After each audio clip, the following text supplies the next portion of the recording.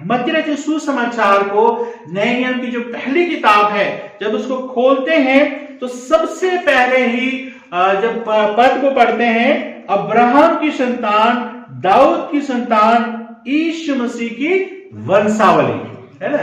तो जनरली क्या होता है, और आगे हम जो है आगे के पदों में नाम नाम नाम नाम पढ़ते रहते हैं, वो उससे वो पैदा हुआ, उससे ये पैदा हुआ, उससे ये पैदा हुआ, और कई बार हमें लगता है कि ये क्या है, मतलब हम छोड़ देते हैं उसको पढ़ना, है ना, क्योंकि जिन नामों से परिचित नहीं है, और हम बोलते क्या उससे ये पैदा हुआ, उससे ये पैदा हुआ, उससे ये पैदा हुआ।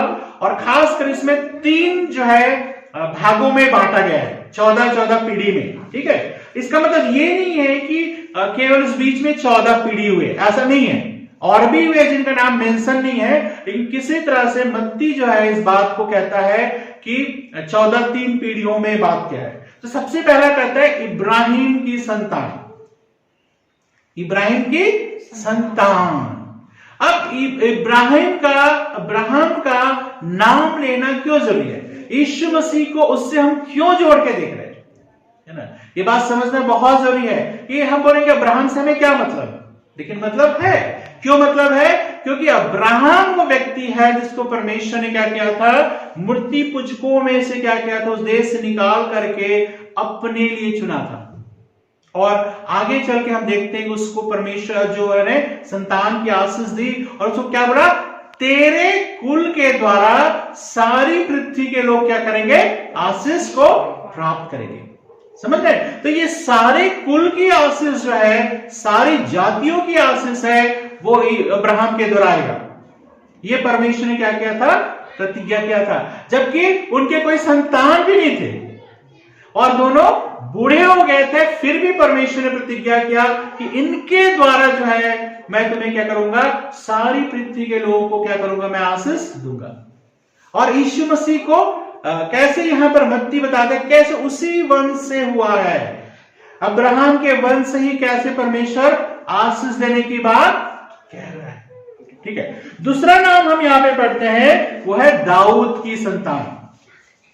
ठीक है, इब्राहिम की संतान, दाऊद की संतान। दाऊद का जिक्र यहां पे मत्ती सुसमाचार में हम क्यों पाते हैं, क्यों मत्ती इस बात को खास कर बताना चाहता है, क्योंकि दाऊद वो व्यक्ति था जिसको परमेश्वर ने क्या किया था, राजा होने के लिए क्या किया था, चुना था। उससे पहले भी एक व्यक्ति के वर्णन पाते हैं जिसका नाम शाऊल है, लेकिन परमेश्वर ने कहा था कि मैं इसको अपने मन से निकाल दिया, क्योंकि परमेश्वर की बातों को सुनता नहीं है। लेकिन दाऊद के विषय में परमेश्वर ने कहा था, ये मेरे मन के अनुसार मैंने एक व्यक्ति को पा लिया है। ठीक है, तो यहां पर हम इस बात को पाते हैं कि दाऊद जो था वो महत्वपूर्ण व्यक्ति था, और प्रभु ने क्या प्रतिज्ञा दिया था, तेरे वंश लगातार क्या करेंगे, राज्य करेंगे। मतलब परमेश्वर ने राज्य करने के लिए चुना था, यहूदियों का राजा होने के लिए। और आगे क्या प्रतिज्ञा किया था, तेरे वंश जो है वो क्या करेंगे, राज्य करेंगे। समझ रहे ना। तो यीशु मसीह को क्या कहना चाह रहा है, मत्ती क्या कहना चाह रहा है यीशु मसीह के बारे में, कि यीशु मसीह कहां का है, कौन है, राजा के घराने का है। हालांकि यीशु मसीह के जन्म के विषय में हम देखते हैं, एक साधारण गरीब बढ़ई के परिवार में एक छोटी जगह में हुआ था, बैतलहम में। लेकिन आपको और मुझको समझना बहुत जरूरी है कि बैतलहम का इंपॉर्टेंस बहुत ज्यादा है, क्योंकि बैतलहम किसका जगह है, दाऊद का जगह है। ठीक है, और इसलिए परमेश्वर ने यीशु मसीह को भी जब इस संसार में लाने के लिए चुना, तो किसको चुना, इब्राहिम के वंश को चुना, दाऊद के वंश को चुना, और बैतलहम को जो चुना। यदि आप पुराने नियम में पढ़ेंगे, मीका उसके 5 और 2 पद में, पहले प्रभु यीशु मसीह के जन्म से काफी पहले प्रभु यीशु मसीह ने इस बात की घोषणा कर दी थी कि जो है बैतलहम में मसीहा का जन्म होगा। ठीक है, फिर यदि यशायाह उसके 7 अध्याय के 14 पद को आप पढ़ोगे, तो वहां पर कहते हैं, कुंवारी गर्भवती होगी और एक पुत्र जनेगी जिसका नाम इम्मानुएल रखा जाएगा। तो प्रभु यीशु मसीह के जन्म से 700 साल पहले,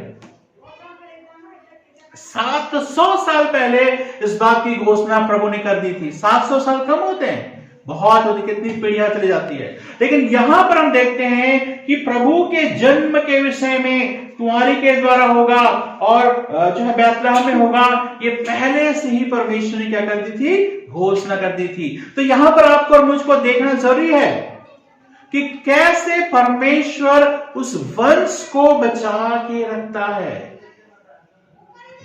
परमेश्वर किसी के द्वारा कुछ काम करने की प्रतिज्ञा करता है तो परमेश्वर उस वंश को भी क्या करता है, सुरक्षित रखता है। तो यहां पर प्रभु यीशु मसीह कौन है, जिसके विषय में परमेश्वर ने कहा था कि तेरे कुल के द्वारा, इब्राहिम को कहा था तेरे कुल के द्वारा पृथ्वी भर के लोग आशीष पाएंगे। इसका मतलब क्या है, परमेश्वर किसी जातियों में भेदभाव नहीं करता, परमेश्वर किसी लोगों में भेदभाव नहीं करता, लेकिन इतना जरूरी है कि परमेश्वर उस व्यक्ति को और इस्राएल को चुना था ताकि उसके द्वारा परमेश्वर को उद्धार पूरे संसार पर आ नहीं पाए। पहली बात। दूसरी बात, राजघराने में यीशु मसीह जो है पैदा हुए। लेकिन आश्चर्य की बात है, राजघराने में पैदा होने के बाद भी यीशु मसीह का जन्म कहां हुआ, एक साधारण घर में हुआ। ठीक है, उसमें सराय में भी जगह नहीं थी और वहां पर कहता है कि ऐसे घर में पैदा